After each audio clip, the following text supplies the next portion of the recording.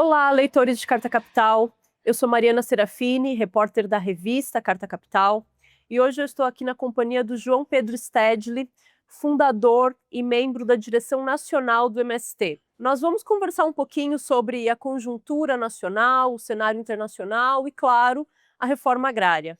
Stedley, muito obrigada por aceitar nosso convite, é uma honra poder fazer essa conversa. Imagina, obrigado a vocês. Já estava em dívida com a Carta Capital do meu querido Mino Carta. Só quero fazer um ajuste. Na verdade, eu não sou fundador, porque todo movimento social ele é fruto de uma obra coletiva. A única privilégio que eu tive é que estive desde o início no MST. Perfeito. Stedley, eu queria começar pelo evento mais recente que a gente presenciou, que foram as manifestações desse último domingo. Nas 5 regiões do país, o povo saiu às ruas. E eu queria uma avaliação sua sobre essa movimentação e perguntar se a anistia aos golpistas, ela ajuda a pacificar ou a incendiar o país? Bom, primeiro, as manifestações nos lavaram a alma.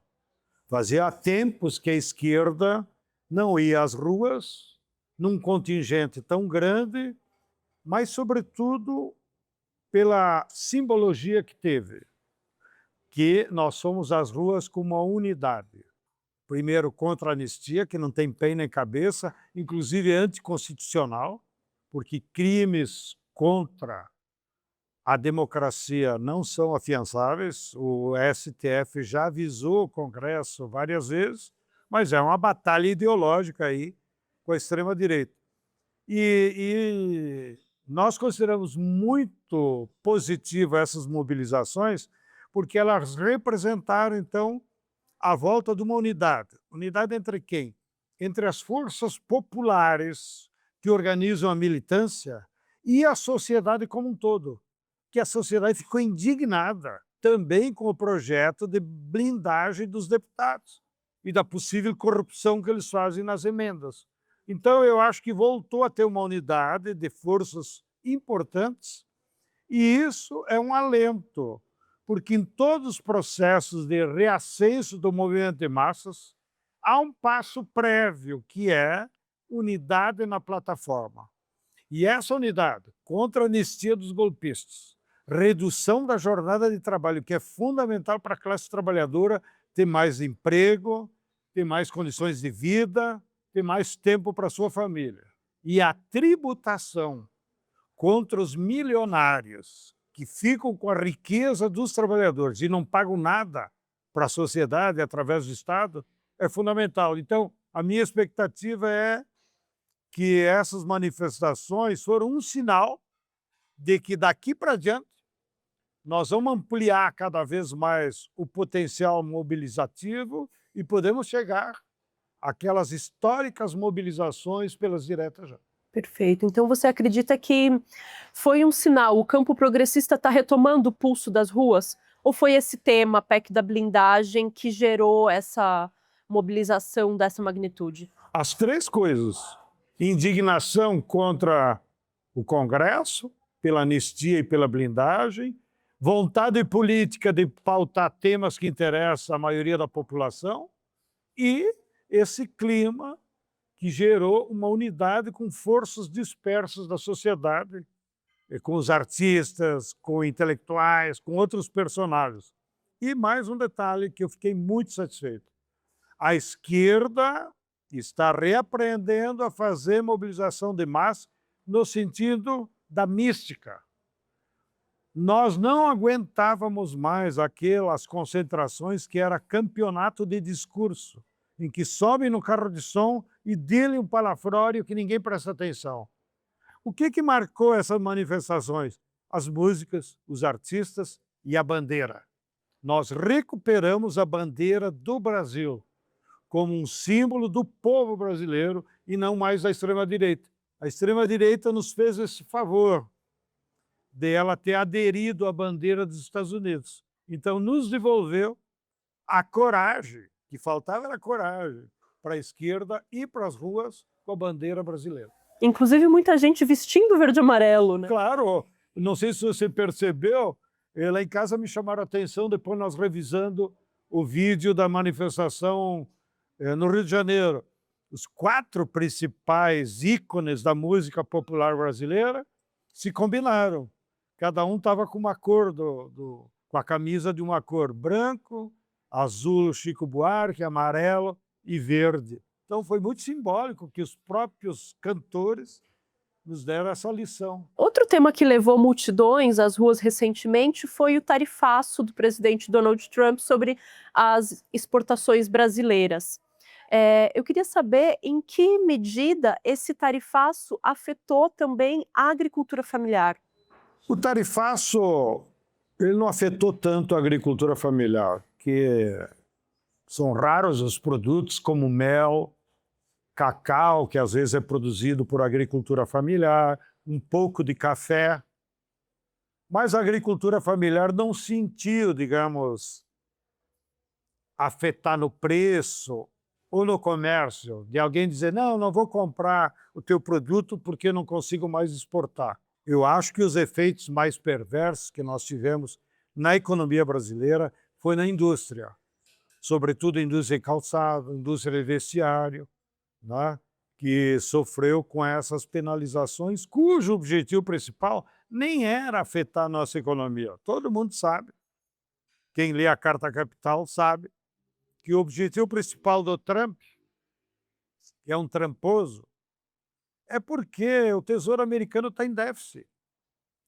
E eles estão metidos nessas guerras intermináveis, que só servem para a indústria bélica deles.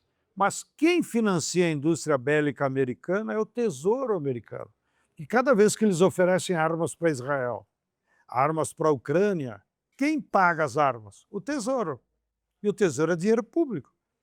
Então eles estão com déficit. Então o Trump o que é que fez? Ampliou as tarifas de importação de todo mundo, e em especial do Brasil e do sul global.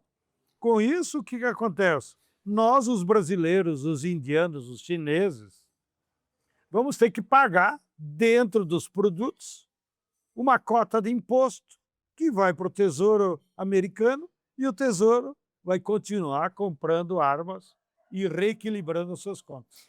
E como você avalia o governo Lula 3 até aqui, em especial a aplicação do programa da reforma agrária? Bem, o Lula 3, ele está enfrentando um quadro da nossa história de uma correlação de forças adversas. Primeiro, nós elegemos o governo Lula e precisávamos eleger o Lula para barrar a extrema-direita. Então, a vitória do Lula é uma derrota do fascismo, é uma vitória do povo brasileiro, que resgatou, digamos, o poder público, o Estado brasileiro, das mãos dos fascistas. Então, só aí já é uma vitória histórica. Porém, essa frente ampla que se formou na campanha para eleger o Lula resultou num governo de frente ampla, onde estão lá todos os partidos, praticamente, só ficou a extrema-direita fora, e essa aliança tão ampla impediu o governo Lula de ter um programa de reformas estruturais. Então, o governo Lula ele conseguiu programas antigos, inclusive, do 1 e 2, para proteger os mais pobres. Nós eliminamos a fome, nós ampliamos o Bolsa Família, nós criamos o pé de meia, que é uma maneira dos jovens da periferia permanecer na escola. Porém, todos os programas que seriam necessários, porém implicam reformas estruturais, o governo Lula não conseguiu avançar. Por conta dessa composição do governo e da presença no governo Lula das forças do capital, que têm os seus privilégios e os seus interesses. Então, por exemplo, qual é o principal instrumento da burguesia brasileira, da Faria Lima, como se diz, dela acumular capital? É a taxa de juros. E é estruturante, porque é através da taxa de juros que a burguesia consegue sequestrar o Tesouro Nacional nosso. Mesmo exemplo dos Estados Unidos. Então, aqui você paga imposto, eu pago imposto, todo mundo paga imposto, no IPI, ou imposto de renda, esse dinheiro vai lá para o Tesouro. E 40% dos recursos do Tesouro Nacional são reenviados para pagamento dos juros da dívida pública interna. Portanto, olha o mecanismo de concentração de riqueza. Todo mundo paga imposto, vai lá no Tesouro, ele concentra e devolve 40% desse dinheiro para os proprietários do título da dívida pública, que é meia dúzia, é 0,1% da população. Então, é um mecanismo perverso de concentração de renda, portanto, estruturante. E o que o governo Lula conseguiu fazer? Nada. No início, botou a culpa que era o presidente do Banco Central, indicou um novo presidente e não mudou nada. Por quê? Porque, no fundo, quem controla o Banco Central é a Faria Lima mesmo. São os bancos. Então, é uma questão estrutural. Assim como o tema que nós vamos debater nas ruas, da tributação dos mais ricos. Os mais ricos no Brasil não dá 1%, é 0,05%. 5 mil famílias são os milionários do Brasil. Mas para você tributar eles, precisa muita força de mobilização. Então, o tema da reforma agrária, que você terminou me provocando, faz parte das reformas estruturais necessárias. Né? E para a reforma agrária, né, não houve correlação de forças, nem do orçamento, nem do Congresso, e nem de, atenção, nem de vontade política unitária dentro do governo. Por quê?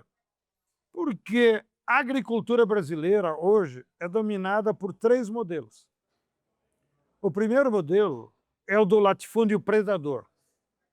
São grandes capitalistas que vão lá para a natureza e se apropriam de forma privada dos bens da natureza, como florestas, madeira, água, biodiversidade, minérios. Transformam isso em mercadoria e, com isso, conseguem uma taxa de lucro fantástica, uma renda extraordinária que eles nunca teriam na indústria, mesmo dando emprego para pessoas. Eu sempre uso o exemplo da Nestlé. A Nestlé, nas suas indústrias de laticínio, e dá emprego para muita gente, e compra o leite da agricultura familiar, a taxa de lucro dela média é a taxa de lucro média da indústria, ou seja, 13% ao ano.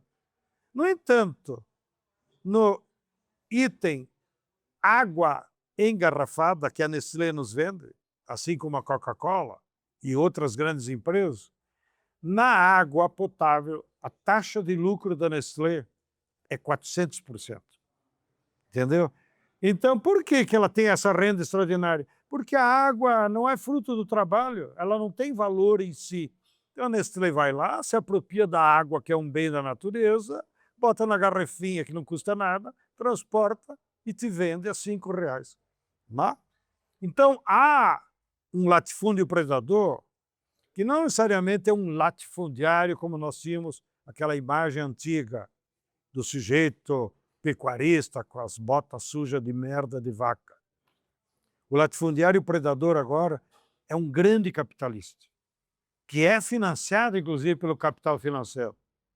Não? Quem é que financiou os garimpeiros ir lá entrar na reserva de Yanomami para explorar o ouro? 2 grandes empresas, uma do Canadá e outra britânica. Ou aqueles garimpeiros, pobres coitados, tinham R$1 milhão para botar numa balsa. Entendeu? Então, há forças do capital por trás deles. Assim como há forças do capital quando há desmatamento, né? Para depois amansar a terra para soja, para pecuária. Né? Então, esse é o primeiro modelo. O segundo modelo é do agronegócio moderno. O que é o agronegócio moderno?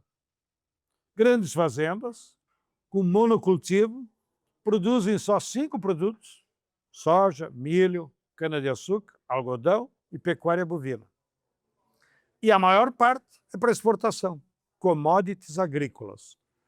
Usam agrotóxicos, que contamina o solo, envenena os produtos, envenena até as chuvas, né?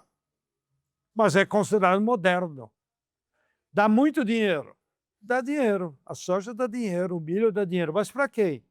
Para meia dúzia de empresas que controlam o mercado. Seja o mercado de insumos agrotóxicos, seja o mercado mundial desses grãos. E o terceiro modelo é a agricultura familiar. A agricultura familiar são unidades de produção familiares, é a família que trabalha. Eles produzem alimentos, primeiro para eles mesmos, e depois o excedente entregam no mercado nacional. A agricultura familiar produz no Brasil mais de 300 tipos diferentes de alimentos, que vai para a tua mesa, para de todo mundo que está nos acompanhando. Né? Bom, quando nós lutamos pela reforma agrária, na verdade, nós estamos lutando contra aqueles dois modelos que são inviáveis, são insustentáveis. Né? E queremos fortalecer a agricultura familiar, porque a agricultura familiar defende a natureza, é sustentável ambientalmente, gera emprego. 16 milhões de pessoas trabalham na agricultura familiar no Brasil, enquanto lá no agronegócio e no latifúndio, só 4 milhões, e ainda assim são operários, são assalariados. E só 2 milhões têm trabalho o ano inteiro. 2 milhões são operários temporários. Depois que passa a safra, o patrão bota para a rua. Eles já moram na cidade, só vão lá na época do ciclo agrícola. Então, quem sustenta a mão de obra do campo é a agricultura familiar. Então, quando nós lutamos por reforma agrária, é para fortalecer esse modelo de produção. Alimentos saudáveis, em equilíbrio com a natureza, para atender o povo brasileiro, a sociedade brasileira. Agora, na origem da pergunta, por que o governo não fez reforma agrária? Porque dentro do governo, e aí não depende do Lula, tem gente que defende cada um desses modelos. Tem gente que defende o latifúndio e o predador. Perguntem lá para a Marina o que ela sofre. Não? Tem gente, que é a maioria, defende o agronegócio como se fosse a salvação do Brasil. E, claro, tem gente dentro do governo que defende a agricultura familiar. Mas não havendo um projeto de desenvolvimento nacional que priorize a natureza e os alimentos, a reforma agrária perde espaço. E é isso que nós estamos enfrentando. E ao não avançar com a reforma agrária, como é que fica a situação dos conflitos no campo? Os conflitos no campo, a bem da verdade, não estão mais tão relacionados com as ocupações de terra. Vira e mexe, nós fizemos ocupações de terra, como o MST ou com outros movimentos. Agora, claro, nós aprendemos em 40 anos, né? Então, escolhemos aquelas fazendas improdutivas, aquelas fazendas que a própria sociedade, né, tem raiva daquele fazendeiro. O cara não mora no município, o cara é um espoliador, o cara tem trabalho escravo, essas coisas. Né? Então, nós não temos tido tantos problemas de conflitos que envolvem a nossa base. Aonde estão os conflitos agora? Está aonde o latifúndio e o predador está chegando, ou seja, na fronteira agrícola. Então, se você pega o mapa do Brasil, a fronteira agrícola está se deslocando como se fosse um arco. Tem uma parte aí no Mato Piba, aí no centro do Brasil, Bahia, sul de Piauí, sul do Maranhão, parte de Tocantins, o Mato Piba. Mas depois vai se estendendo para o sul da Amazônia, centro-oeste.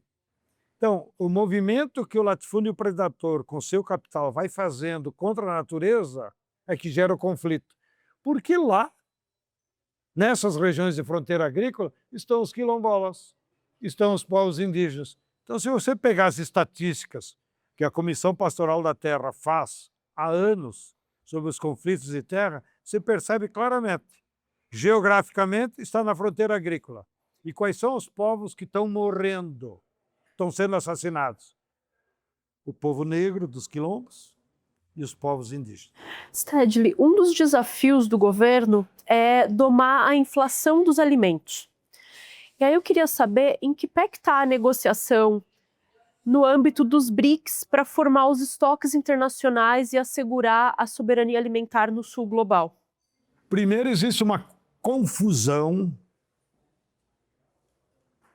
propagada pela FAO na diferença de conceito que resulta em política entre o que é segurança alimentar e soberania alimentar. Na segurança alimentar, e nisso foi um avanço para combater a fome. Não estou desdenhando, só quero limitar as diferenças. Segurança alimentar defendia de que cada governo é obrigado a aplicar políticas de entregar alimentos para o seu povo. Ou seja, não deixar o povo passar fome. Aqui no Brasil, os governos Lula aderiram em parte a essa política. Então, Bolsa Família é uma política de segurança alimentar. Tu combate a fome, mas entrega o peixe. Não ensina a pescar. Tá? Já a soberania alimentar seria um conjunto de políticas que o Estado tem que adotar para fazer com que a população, no caso a agricultura familiar, tenha capacidade de produzir todos os alimentos necessários para a sociedade. Aí é que mora o cerne da coisa. E aqui nós estamos mal. No governo Lula, praticamente as políticas de soberania alimentar é o PA e o PNAE. PA é a compra antecipada de alimentos, onde o governo, através da Conab, diz para os agricultores familiares: se você produzir alimentos, eu compro, não importa que alimento. Tá? O limite agora, e por isso que nós brigamos com o governo, é porque os recursos para a Conab são míseros. O ano passado gastaram 600 milhões. Como é que com 600 milhões você vai garantir soberania alimentar? Não? É irrisório. Nós já chegamos no governo 1 e 2 ter 3, 4 bilhões de recursos, isso há 20 anos atrás, para o PA. E o segundo programa que também defende a soberania é o PNAE, que é da merenda escolar. Por quê? Porque a merenda escolar, por lei, induz que o prefeito tem que comprar os alimentos da agricultura familiar e do seu município. Então, olha que importante. Em vez de antes você comprar as bolachas da Nestlé, que faz aqui em Rio Claro para todo mundo, ou leite em pó da Nestlé, agora você vai comprar o leite, a bolacha, o biscoito, o pão feito no seu município. Então, isso tem um valor de soberania alimentar impressionante. Mas note, de novo, o problema de recursos e do limitado. Então, eu acho que, infelizmente, o governo Lula, na sua estrutura de ministérios e operadores, ainda estão presos a uma lógica burra de segurança alimentar. E está ainda muito aquém das necessidades de uma política de soberania alimentar. Bom, então, se em cada país, cada povo, puder aplicar uma soberania nacional alimentar, o que isso vai significar? Que o Brasil não vai precisar mais importar alimentos. Pouca gente sabe, mas nós continuamos importando alimentos. Já chegamos a importar no passado arroz, feijão, até alpiste para passarinho nós temos importado. Às vezes importamos soja, porque quem controla é as multinacionais. Não? Então, quando você tem soberania alimentar, significa que a agricultura produz tudo que tu precisa. Então, cabe ao governo, como proteção, criar os estoques. Como a agricultura é sazonal, né? Então, você só vai produzir feijão 2 vezes ao ano. Então, o governo tem que comprar, guardar para o ano inteiro.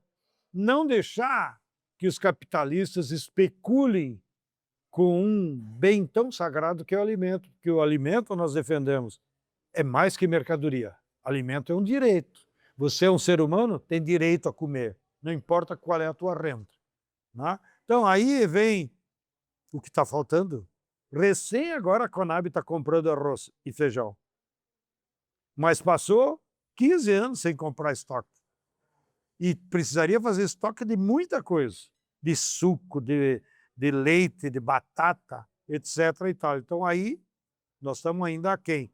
Então, voltando ao tema agora dos BRICS. Se cada país dos BRICS aplicar, e é necessário, um programa de soberania alimentar, isso significa que o intercâmbio entre esses países vai ser apenas do excedente, daquilo que um país não consegue produzir por suas condições edafoclimáticas. Mas já na soja, eu li lá os planos do governo chinês, em 15 anos, a China vai ser soberana em soja e vai deixar de comprar do Brasil.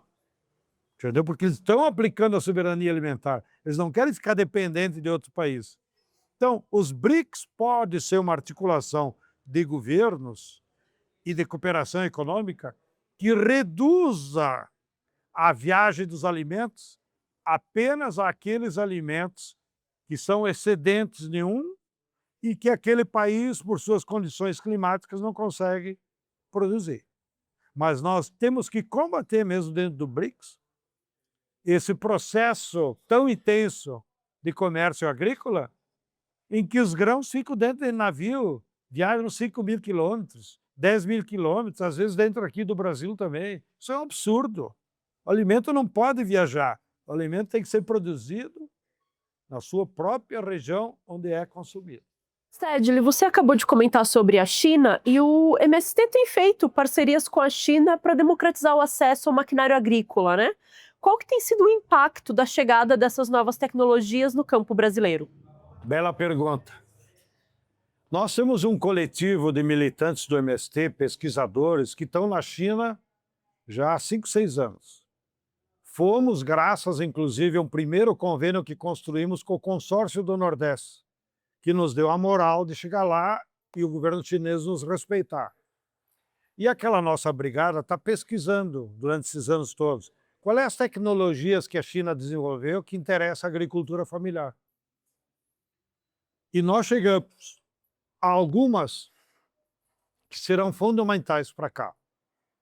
Sobretudo, para você ampliar a produção de alimentos de forma agroecológica.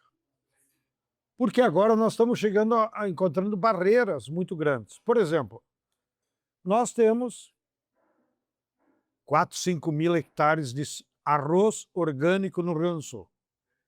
Já chegamos no top da produtividade. Tá? Para superar a produtividade atual, nós temos que incluir fertilizantes orgânicos. Aonde tem fertilizante orgânico no mercado brasileiro? Não existem. Os fertilizantes orgânicos que tem na agricultura é porque o próprio agricultor usa esterco de animais, tal, faz compostagem, mas é pequena a escala. Então, para você ampliar a escala de agroecologia, como o caso do arroz que estou citando, precisa ter fábricas de fertilizante orgânico. O que os chineses inventaram? Inventaram não, desenvolveram. A mesma compostagem que a natureza faz, você bota os resíduos orgânicos, tapa com serragem, folhas, ela leva 1 ano e meio, você tem um adubo orgânico. Isso eles fazem numa panela de pressão. Botam todos os resíduos que saem aqui da CEAGESP, ou de um restaurante, ou da tua casa, botam naquela panela, botam umas bactérias desenvolvidas em laboratório, mas são bactérias do meio ambiente. Aquele processo leva 7 dias, hermeticamente fechado, como se fosse uma panela de pressão. Em 7 dias você está com adubo, em grande quantidade. Então nós vamos trazer essa tecnologia para cá e começar a colocar fábricas de fertilizantes esparramadas pelo Brasil, para servir de exemplo.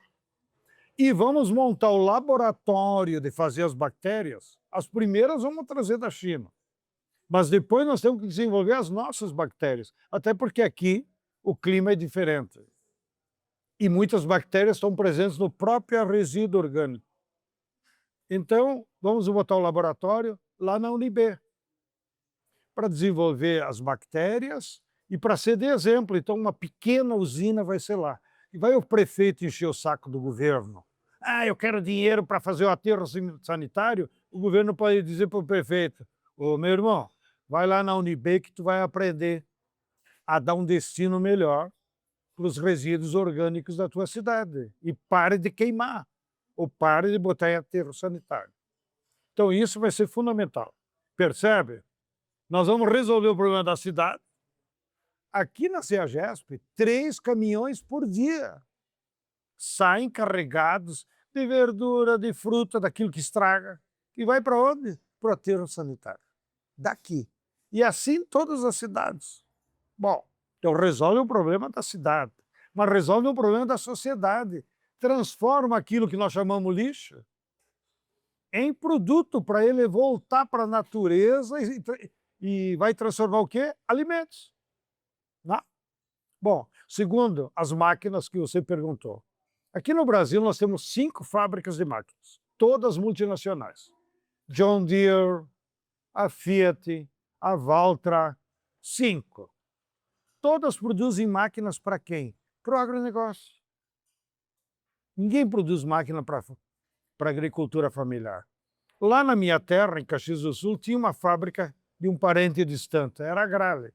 Fazia tratores menores, mas o preço lá em cima, então não tinha mercado para aquele trator de 80 mil reais. E a Grale praticamente foi à falência, mesmo querendo produzir um trator menor. O que acontece na China? A China fez reforma agrária, cada agricultor tem 1 hectare. Então, agora, nos últimos 2 décadas, quando eles foram industrializar o país e modernizar a agricultura, eles tiveram que desenvolver tecnologia de máquinas para esse cara que tem 1 hectare. Não adianta fazer máquina grande, o cara tem 1 hectare. Então, lá nós vimos 8.000 fábricas de máquinas, de tudo quanto é tipo. Mas com que característica? Praticamente cada município tem uma fábrica, porque faz as máquinas de acordo com as necessidades do seu município. E a máquina sai da fábrica e vai direto para a cooperativa, para a lavoura. Não é como aqui no Brasil que tu vê os caminhões levando os tratores da Massa e Ferro que sai lá de Canoas e vai para o Brasil inteiro. Ou daqui sai da João Deere de São Paulo e vai para o Brasil inteiro, entendeu? Então qual é o nosso objetivo? Nós identificamos quais são as máquinas que nos interessam. Os chineses nos doaram 50 máquinas, cada uma diferente. Nós trouxemos, levamos para onde está a agricultura familiar, Nordeste, sobretudo, Sudeste, né? E fomos testar. Essa aqui serve, essa é boa, essa não é boa. E nós chegamos, então, a um pacote de 10 máquinas. Agora, qual é a próxima fase? Fazer parceria com eles, tecnológica, e botar fábricas aqui no Brasil. Entendeu? Então, no início nós achávamos que o chinês fosse igual ao americano e queria botar a fábrica dele aqui e ganhar dinheiro. Eles não. Nós vamos vender para vocês a fábrica e vocês toquem a vida lá.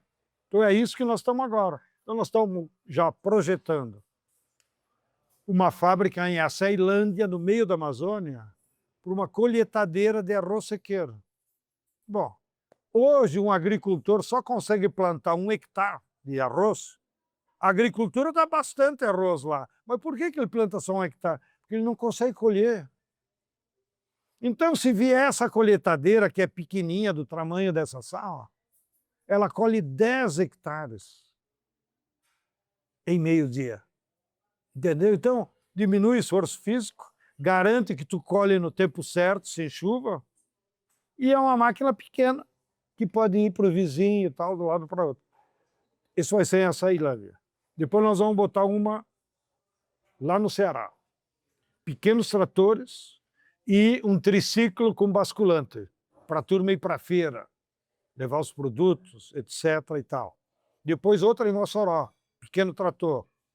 Agora acabamos de firmar um convênio com o governo da Bahia.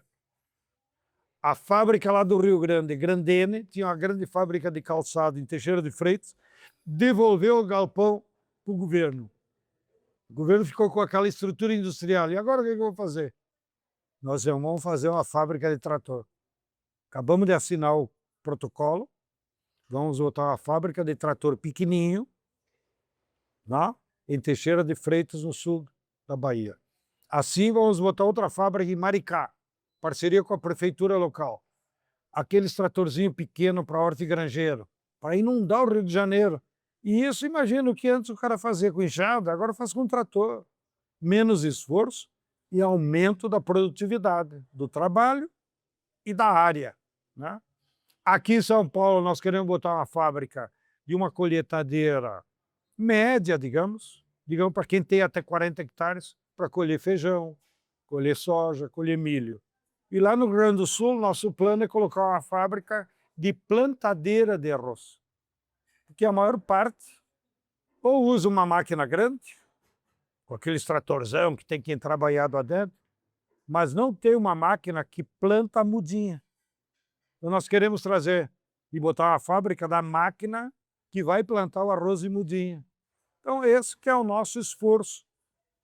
E agradecemos a generosidade do povo chinês, que vai transferir a tecnologia para nós, e nós vamos botar as fábricas aqui. E agora a última pergunta, Stedley. Eu queria saber como é que está o processo da instalação das fábricas de bioinsumo no Brasil. Existe um debate no Congresso Nacional para regulamentar esse processo, e eu queria entender se ele pode prejudicar a inclusão dos pequenos produtores. Não, a legislação que foi aprovada no Congresso nos satisfez. Não é uma legislação ampla, porque a gente não conhece os meandros, então é difícil até tu legislar sobre o que não existe. Mas o que está aprovado é assim, você pode fazer fertilizantes orgânicos e usar na própria fazenda. Não pode vender. Então não está normatizado a venda. Nós achamos que é até uma coisa boa. Ou seja, nós não estamos precisando de criar comércio. Então, os fazendeiros também estão satisfeitos porque eles vão colocar também unidades de fertilizantes nas suas fazendas, para uso próprio. Então, o cara que tem 1.000 hectares não precisa sair comprando, nem precisa vender. Ainda que o comércio que existe atual, e não tem tido problema, é dos defensivos biológicos. Então, já tem várias fábricas, inclusive aqui em Campinas, que fazem o defensivo biológico, com bactérias e tal, e eles te vendem, então, um tonelzinho assim de um líquido. Você pega aquele tonel, mistura com água, bota no pulverizador e passa um defensivo biológico. Não é agrotóxico. Isso está normatizado, você pode comprar no mercado, né? Não tem problema. Agora, o nosso tem esse limite, tu não pode vender. Nós não estamos preocupados, porque nas várias unidades que nós pensamos instalar, colados com as ceasas, para poder aproveitar o resíduo orgânico que tem, no fundo essas fábricas, ainda que a tecnologia seja chinesa, que nós vamos comprar lá, ainda que o laboratório tenha que ser uma universidade para desenvolver os micro-organismos, nós não queremos vender esse fertilizante. Nós queremos entregar para os sócios. Aí, os nossos interlocutores, mesmo às vezes no governo, dizem, mas como? Então não vai ser uma fábrica lucrativa? Não. A fábrica não é para dar lucro. O lucro tem que ser para o agricultor transformar aquele fertilizante em mais alimentos. Entendeu? Na fábrica de máquina, a mesma coisa que nós estamos dizendo para o governo. Nós vamos fazer acordos com o governo para a Conab comprar os tratorzinho pequeno. Daí a Conab pega os trator, vai lá no agricultor familiar e troca por arroz, troca por produto. Então, ninguém quer ganhar dinheiro com a máquina. Nós queremos resolver o problema do agricultor. Quem tem que melhorar de vida é o agricultor. Não vai ter um capitalista dono de uma fábrica, nem de máquina, nem de fertilizantes. Entendeu? Então, no caso dos fertilizantes, também nós podemos usar vários mecanismos, mas, sobretudo, do ponto de vista jurídico, quem vai ser dono da fábrica é uma cooperativa nossa. Então, a cooperativa tem os seus associados. A cooperativa vai produzir aquele fertilizante e vai entregar para os sócios. Os sócios vão pagar a cooperativa em alimentos. Aí a cooperativa decide se entrega para a Conab, se vende no mercado, enfim, aí é a vida. Então, nós estamos trabalhando vários projetos desses. Também todos eles têm que ser em parceria com algum organismo público, né? Em geral vai ser com as CEASAs, porque elas têm muita matéria orgânica. No caso do Rio Grande do Sul, nós vamos botar lá no município de Nova Santa Rita, porque tem já uma empresa parceira nossa, de assentados, que está recolhendo dos restaurantes os resíduos do restaurante. E se a CEASA do Rio Grande puder nos ajudar, também vai ampliar a escala. No caso da pequena unidade lá da UNIB que eu me referi, a ideia é lá usar os resíduos do refeitório universitário e as podas de árvore, porque a universidade tem uma área muito grande, né? Muitas árvores, tem que podar. Então aquelas folhas, hoje não vai para lugar nenhum, iriam para essa compostagem. Então é assim que nós estamos trabalhando, e isso vai ser uma revolução tecnológica na agricultura familiar. Nós só estamos dando os primeiros passos, mas isso vai alterar completamente a produtividade do trabalho e a produtividade das lavouras. Perfeito. Muito obrigada, Stedley. Essa foi uma conversa com o João Pedro Stedley, um dos membros da direção nacional do MST. Ele nos deu um panorama sobre a conjuntura política nacional e a realidade do campo brasileiro. A conversa na íntegra vocês conferem no canal de YouTube de Carta Capital e também na revista Carta Capital.